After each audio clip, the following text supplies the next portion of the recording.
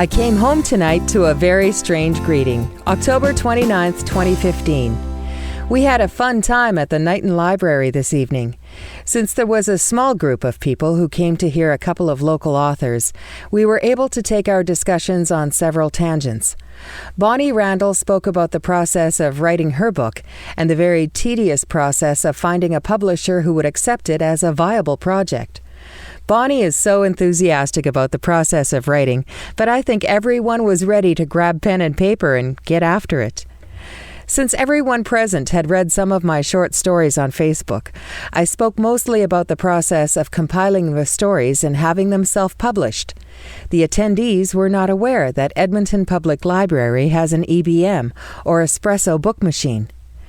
Last February, as soon as I knew that my Facebook friends were going to put on a pay-it-forward picnic in my honor, I decided that would be the perfect time to compile my Facebook stories into a book.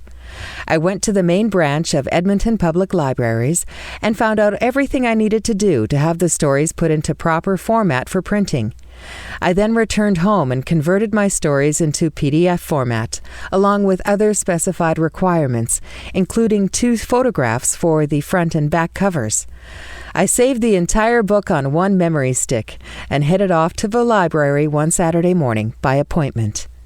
The only correction required was to move the spacing so that the print moved slightly toward the outside margin. Then the book didn't have to be opened as wide to read the print near the center crease.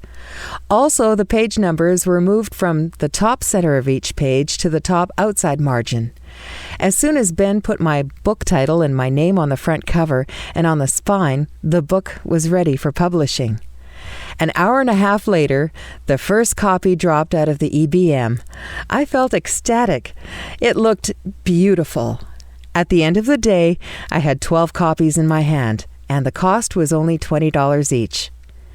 I could sense the excitement of tonight's attendees about the possibility of publishing their own books. That really made the effort worthwhile.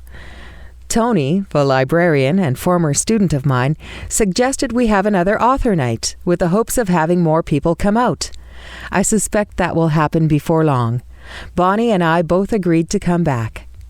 When I arrived home, I was ready to head into the house, but I heard a strange sound coming from the direction of the beaver pond. I listened intently and heard a chirping sound coming mainly from the deeper section of the pond, whom I left. As I continued to listen, it seemed as if the pond was singing to me. I kid you not. It was glorious. The best explanation I can offer is that we now have a complete sheet of ice right across the pond. With the slightly warmer temperatures through the day, we did get a bit of melting, so a thin layer of water formed on top of the ice.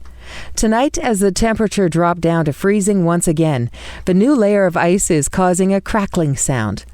Put hundreds of those sounds together, and I get to enjoy the gift of Mother Nature's Symphony in F, freezing major. Life is good.